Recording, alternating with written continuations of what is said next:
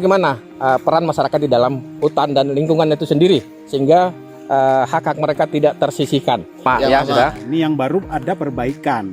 Nah, perbaikan itu penyempurnaan. Ya. Menambah penguatan hak-hak masyarakat. Ini yang penting, Pak. Izin, Pak. Jadi perhutanan sosial itu program di mana negara dalam hal ini Kementerian Lingkungan Hidup dan Kehutanan itu memberikan akses kelola kepada masyarakat di dalam kawasan hutan.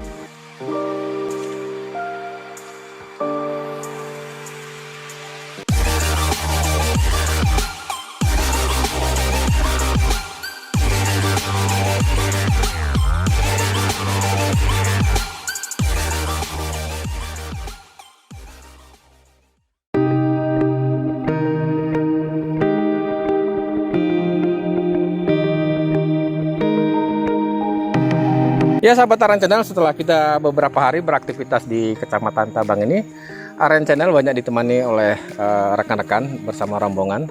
Kali ini saya akan ngobrol tentang hutan rakyat, terutama spesifikasinya dengan masing-masing peran dari bapak-bapak di samping kiri kanan saya. Sebelum kita berdialog lebih jauh, saya perkenalkan dulu dengan Pak siapa, Pak? Muhammad Fitriadi. Pak Muhammad Fitriadi. Sebagai apa, Pak, di KPHP? Kepala Seksi Perencanaan dan Pemanfaatan Hutan UPTD KPHP Subdas Belayan. Kepala Seksi Perencanaan dan Pemanfaatan Hutan. Dan tentunya di dalam itu banyak fungsi dan tupoksinya akan nanti kita diskusikan, Pak, ya. Ya, sebelum kita menggali peran Pak Fitri, di samping kiri saya ada rekan yang selama ini saling menyapa di dunia maya dan kali ini baru 2 kali berinteraksi ya. Dengan Pak Elvin. Iya, saya Elvin. Sebagai apa nih dalam kapasitas profesinya? Elvin, saya sebagai penyuluh kehutanan UPTD KPHP Subdas Belayan. Jadi saya yang sering berinteraksi dengan masyarakat di wilayah binaan KPHP Subdas Belayan. Interaksi saya itu mengenai pemberdayaan, Pak. Jadi kita berupaya mensosialisasikan dan memfasilitasi program-program yang memang berhubungan dengan masyarakat. Tentunya ini semua berdasarkan regulasi dan kebijakan pemerintah ya. Nah, itu dari sisi penyuluh. Nah, sekarang saya mau ngobrol lebih banyak lagi peran Pak Fitri dalam struktur pemerintahan. Sebagai Kepala Seksi Pak Fitri, bagaimana peran seksi yang Bapak emban sebagai tanggung jawabnya?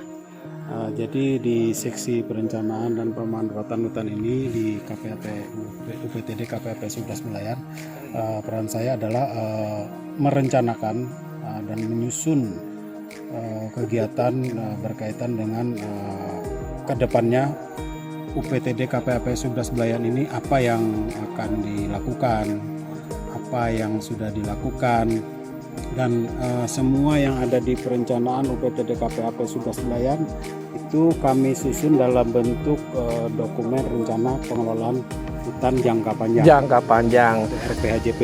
Untuk RHPJP. RPH Rencana Pengelolaan Hutan Jangka Panjang. Itu semua KPHP dan KPHL. KPHP adalah Kesatuan Pengelolaan Produksi dan Kesatuan Pengelolaan Hutan Lindung itu wajib membuat RPHJP. Wajib membuat RPHJP. Ya, jadi, nah, pembuatan RPJHP sendiri kan punya ketentuan. Iya. Cantolannya dari regulasi apa itu? Kalau yang terakhir ini regulasinya sudah ada Undang-Undang Cipta Kerja nomor 11 ya. Tahun 2020. Ya. Turunannya PP nomor 23 tahun 2021 dan turun lagi Permen LHK nomor 8 tahun 2021 dan baru terbit bulan Juni kemarin. Sebelumnya saya lupa regulasinya karena berbeda antar kedua regulasi ini.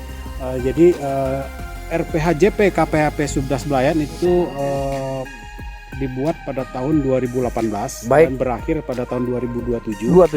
Ya. Jadi kedepannya kami akan melakukan revisi menyesuaikan dengan Undang-Undang Cipta Kerja yang diterjemahkan lagi di dalam peraturan turunannya di Permen LHK nomor 8 Ya.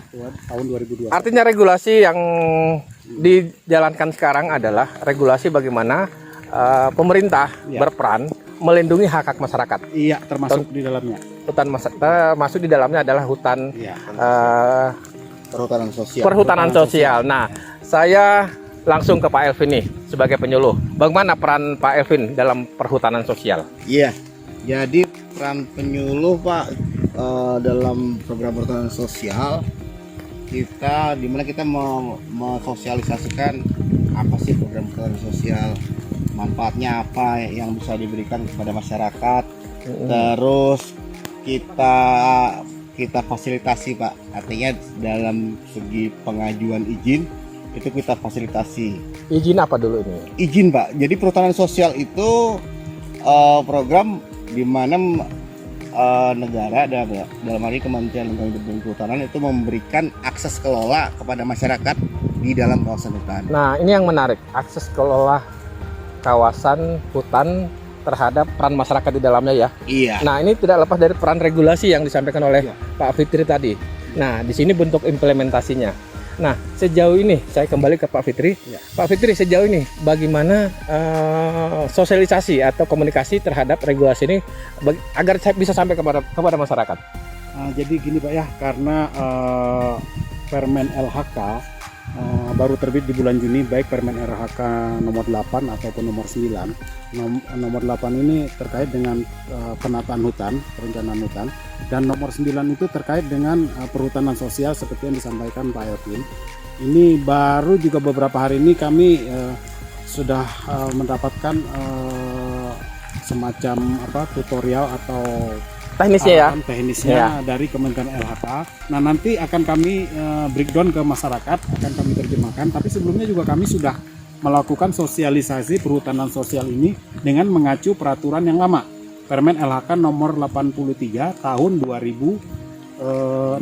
Ya, artinya regulasi yang muncul ke sekarang ini adalah runut bagaimana menyempurnakan regulasi-regulasi ini agar sentuhan-sentuhan langsung kepada masyarakat dan melindungi hak-hak masyarakat ya.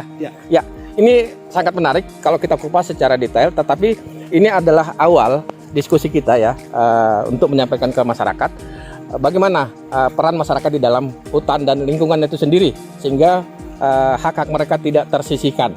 Dan yang perlu dilakukan adalah bagaimana pendekatan teknis dan implementasinya kepada masyarakat, begitu Pak ya. Nah, disinilah ada peran penyuluh, langkah-langkah apa dan kegiatan apa saja Pak Elvin yang akan dilakukan dan terus dilakukan untuk masyarakat dan melindungi kepentingan masyarakat, terutama pemberdayaan. Oke Pak. Jadi kita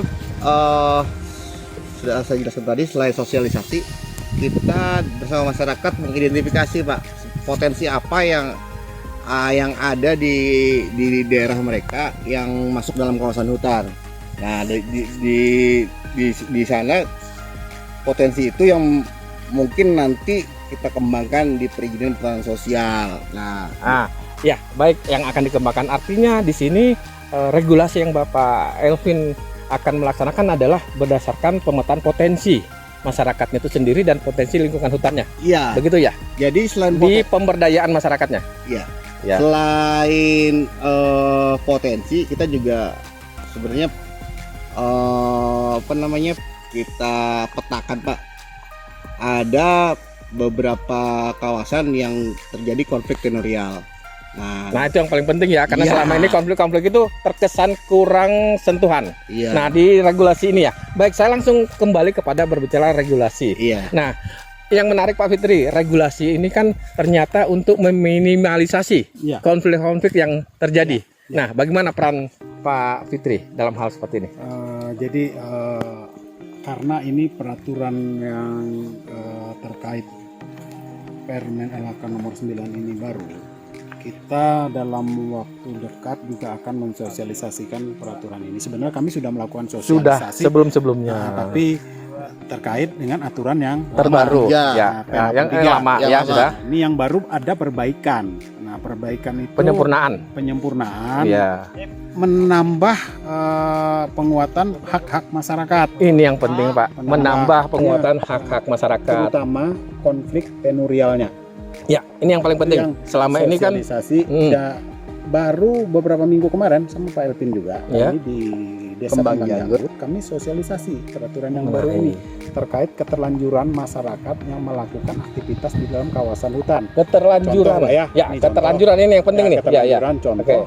Ada ribuan hektar lahan kelapa sawit yang masuk di dalam kawasan hutan. Ya. Di aturan yang lama itu P83 Pak ya tadi. Ya. Diakomodir sawit yang masuk kawasan itu hanya diakomodir setengah daur. Apabila sawit itu umurnya 25 tahun, dia hanya diakui 12 tahun setengah. Setengah daur. Nah, setelah itu wajib maksudnya ya, dipotong dan tidak boleh lagi menanam kelapa sawit. setengah daur. Itu nyaris tidak bisa mengakomodir sawit-sawit masyarakat. Karena masyarakat menanam sawit umur segitu lagi puncak-puncaknya buah. Buah. Nah, Nah, dengan jadi kondisi regulasi ini ya. bagaimana posisi itu?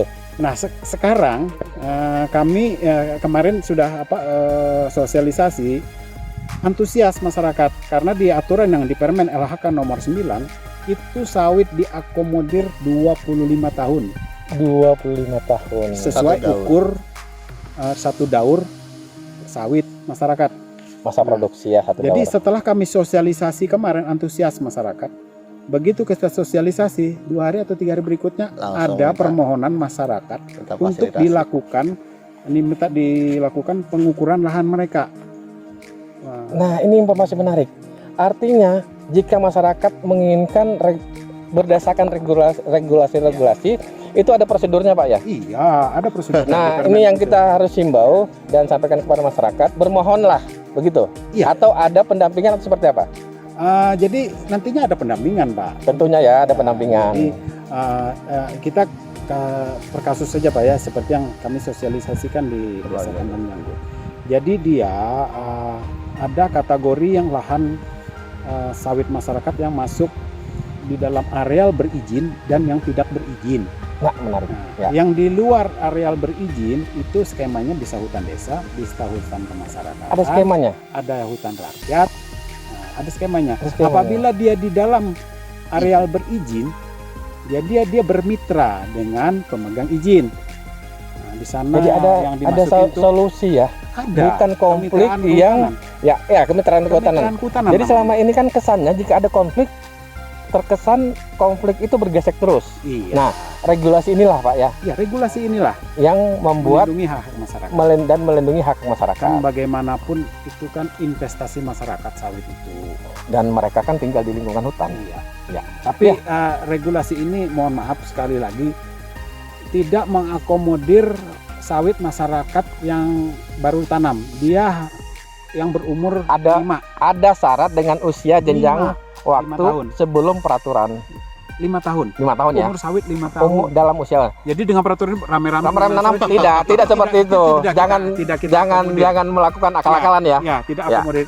Ini pun setelah terbitnya izin, setelah umur 25 tahun masa bena namanya ya. Masa bena. Nah, itu tidak boleh menanam sawit. Menarik Pak. Ya. Jadi Dan di dalam sawit pun itu tadi, itu dalam aturannya memang kalau saya cerita panjang lebar banyak itu apa-apa ya syaratnya sampai terbitnya izin. Salah satunya itu harus ada per hektar 100 pohon di sela-sela Dalam- tanaman sawit. Dalam sela-sela tanaman sawit. Iya, 100 pohon. Ya. Menarik, ini informasi Pak Fitri ya. Ternyata banyak regulasi-regulasi kesininya justru saling melengkapi dan menguatkan ya. Iya. Bagaimana hak-hak masyarakat di dalam lingkungan hutan. Dilindungi. Dan kebetulan kita berada di satu area hutan di wilayah Kecamatan Tabang dan ini adalah dataran tertinggi di wilayah Kutai Kartanegara berdasarkan GPS 1161 MPDPL ya.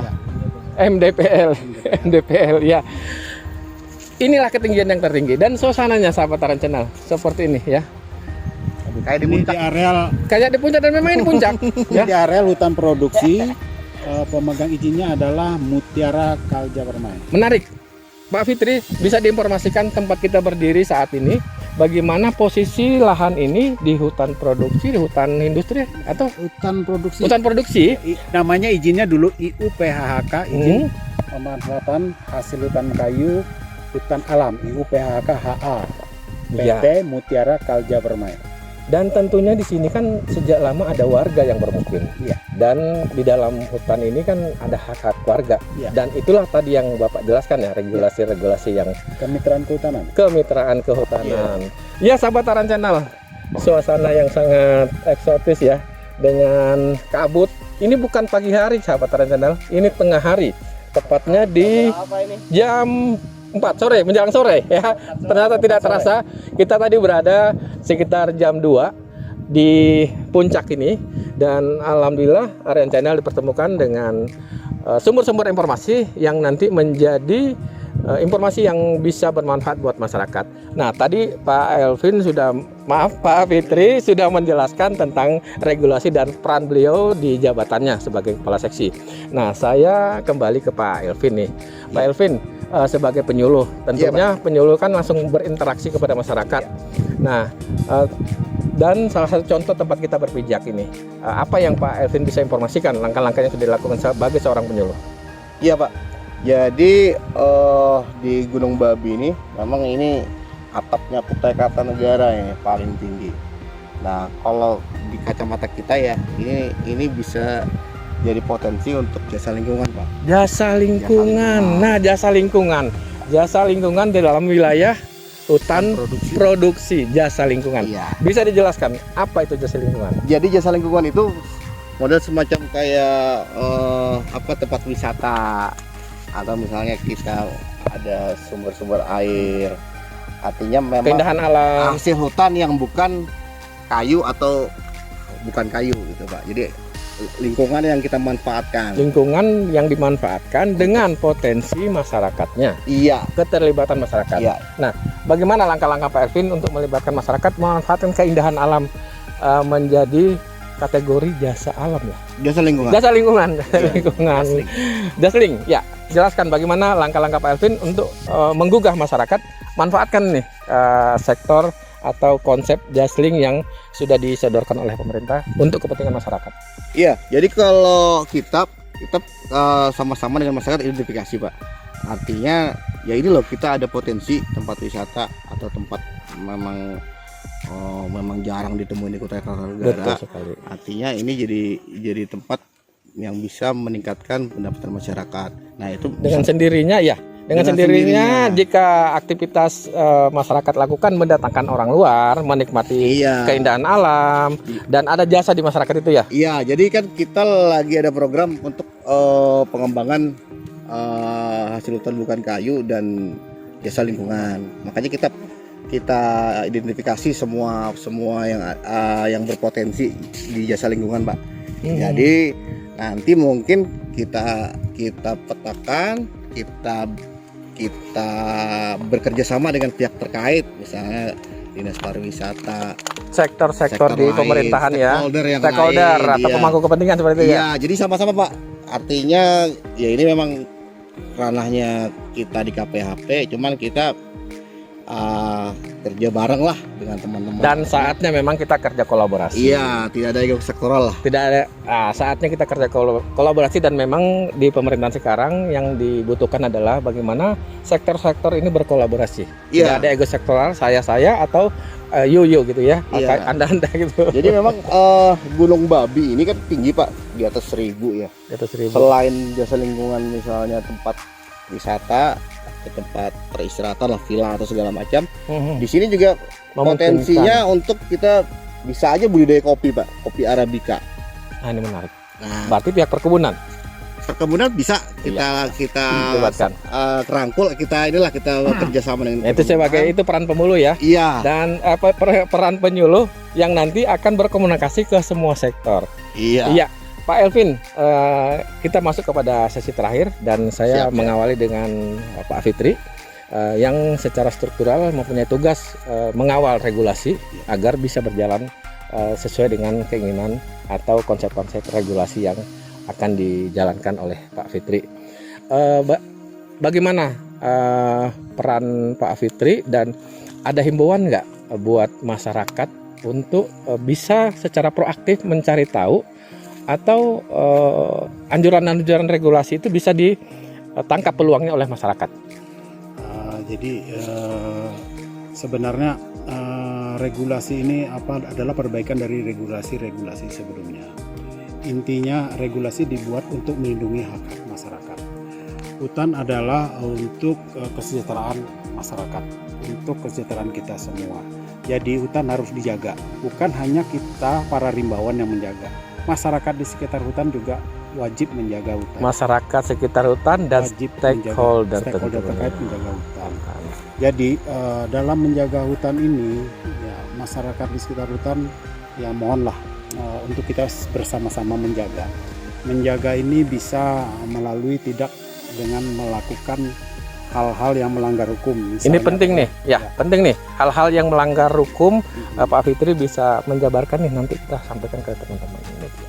Ya, jadi yang melanggar hukum ini misalnya nih Pak ya, tidak dipungkiri dengan terbukanya akses ini Pak. Biasanya juga masyarakat ngikut di belakangnya, membuka lahan di kiri kanannya dengan cara ditebas, ditumpuk. Nanti begitu dia sudah mulai ngering, dibakar. Dan ini yang tidak boleh. Itu tidak boleh. Tidak boleh di lingkungan hutan seperti Karena ini. Karena begini Pak, apabila panasnya ini sudah mencapai 100 derajat Celcius lebih, itu terpantau melalui satelit Pak. Seperti itu. Terpantau melalui satelit, terbaca ada hotspot. Ada hotspot. Hotspot itu bukan hanya tersampai kami di KPH, bahkan sampai ke Jakarta Pak. Nah sahabat Aren Channel, yang perlu diketahui adalah jika ada tindakan-tindakan yang sudah dijelaskan oleh Pak Fitri tadi, ada penumpukan potongan-potongan rumput, kayu dan seterusnya, jika terjemur dan mencapai suhu tertentu, itu akan tertangkap hotspot melalui satelit. Dan jangan coba-coba untuk melakukan hal-hal untuk melanggar hukum. Nah itu yang pertama. Yang berikutnya ada lagi. Nah, jadi kita tetap mengakomodir Pak kearifan masyarakat, kembali lagi terhadap tadi Pak yang sudah membuka itu tadi lahan, baik yang di lahan yang di dalam kawasan yang sudah hutan, sebelumnya ataupun di APL. Sebenarnya kalau dalam kawasan itu tidak boleh Pak. Tetapi makanya yang sudah boleh ini dalam koridor apabila sudah terbit izin, contoh izin perhutanan sosial. Jadi bukan hanya kawasan hutan Pak, di luar kawasan hutan pun yang di sekitar belayan ini yang menjadi tanggung jawab kami, itu tidak boleh ada pembukaan lahan dengan cara dibakar. Boleh dibakar, lapor ke kami. Asal nanti, ada koordinasi sebelumnya koordinasi, ya, lapor. sehingga dan bakar juga tidak dibakar sekaligus, bertahap, secara ya dibakar sedikit-sedikit. Ya, skala kecil. Yang penting ada pemberitahuan dengan kami punya unit, punya personil, jadi dijaga bersama-sama. Bahkan di desa-desa pun kami juga sudah membentuk MPA Pak, Masyarakat Peduli Api. Nah, jadi Masyarakat Peduli Api ini adalah garda terdepan kami untuk penanganan karhutla di wilayah sekitar KPAP Sudasmelayan. Karena kami ini kan bukan bermukim di sini Pak. Jadi kalau ada titik api, informasi dari lebih dekat sebelum kami nyampe, mereka kalau bisa lebih sudah melakukan. Nah, karena di kantor-kantor resort kami ada 3 kantor resort, di Kota Bangun ada, di Kembang Janggut ada, di Tabang di Ritan ada. Itu kita ada motor standby dan ada alat-alat pemadam kebakaran hutan dan lahan. Ya. Nah di sana juga kami di resort itu ada orang-orang kami yang standby di sana. Nah, jadi biasanya juga kalau sudah ada laporan, teman-teman siap siaga turun ke lapangan. Ya itu yang karhutla Pak ya. Karhutla. Nah berikutnya ada juga yang berupa ya mungkin sekarang sudah agak kurang Pak ya, beda dengan zaman dulu waktu masih kayu eksis, masih zaman illegal logging. Sekarang alhamdulillah ada berkurang. Jadi kalau illegal logging masih saja Pak ada sedikit-sedikit terdengar suara sensor. Ya mungkin untuk kebutuhan lingkungannya ya. Kebutuhan masyarakat sebenarnya juga kalau tidak boleh Pak. Sebenarnya ya. Ya jadi ya asal tidak dalam skala besar lah. Asal tidak dalam skala komersial gitu ya. Tidak dikomersilkan lah kalau untuk masyarakat sekitar ya. Ya itu pun sebenarnya bisa kita itu akomodir melalui skema perhutanan sosial itu ada Pak. Nah ternyata ada regulasi yang memang dilindungi, bisa dimanfaatkan oleh masyarakat. Iya. Hutan desa Hutan ya. desa, Hutan desa. masyarakat. Oh iya, benar. Bisa. Saya pernah ke salah satu lokasi Ah. hutan desa dan Oh. itu dijelaskan sebagai apa namanya sebagai saat ketuanya mendampingi Iya. kami dan mereka diperkenankan memanfaatkan hutan sejauh untuk kepentingan masyarakatnya, bukan untuk komersial. Dan dibatasi. Ya, Pak Fitri, tadi Bapak sudah menjelaskan hukum-hukum yang tidak boleh dilanggar oleh masyarakat. Nah, ayo dong kita himbau masyarakat untuk proaktif. Apa saja proaktif yang Bapak harapkan dari masyarakat? Bersama-sama menjaga, Pak.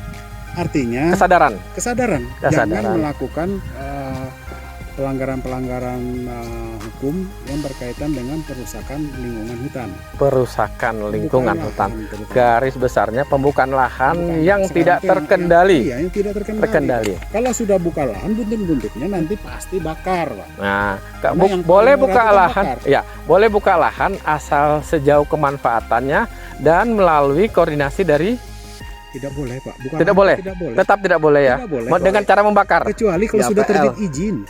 Kalau sudah terbit izin. Iya, kecuali Ya. sudah terbit izin. Ya, sahabat Izinnya izin perhutanan sosial, Pak. Ya, Nanti kalau saya bilang boleh, Ya, enggak, betul. enggak boleh, tetap tidak boleh. Enggak boleh, Pak. Ya, jadi sahabat Aran Channel, segala sesuatu yang harus dilakukan dan dilakukan oleh masyarakat dan siapapun itu sebaiknya itu ikuti tahapan-tahapan prosesnya. Ya. Jika proses izin yang harus dilakukan, ya lakukanlah Ya. itu sesuai dengan proseduralnya, Pak ya. Ya. Dan itu tadi yang sudah disampaikan oleh Jadi, Pak Pak, Fitri.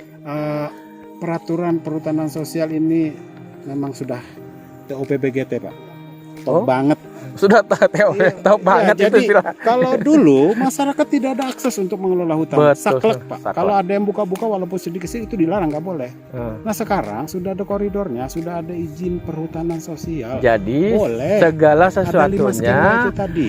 harus mengikuti anjuran-anjuran Iya. dari 5 skema yang Iya. ditawarkan. Jadi Ya. kalau tadi kalau di dalam area berizin seperti ini kemitraan kehutanan. Nah, nanti ada NKK, nota kesepakatan Iya. bersama antara ibarat orang mau kita nikahkan nih, Pak. Mm-mm. Perjanjiannya ada. Perjanjiannya ada. Nah, ada yang dari pemitranya, si pemurus perusahaannya, ada masyarakatnya. Nah, itu yang Ya. kita dorong untuk bekerja sama, Bersama. saling menguntungkan. Saling prinsip menguntungkan. kemitraan. Ya sahabat Aran Channel, supaya tidak lupa, tadi sudah dijelaskan secara detail oleh Pak Fitri dan saya mencoba mereview lagi dan mengulangi 5 skema. Bapak bisa menyebutkan 5 skema yang Bapak sampaikan tadi, jelaskan, dan nanti kita sampaikan ke sahabat Aran Channel.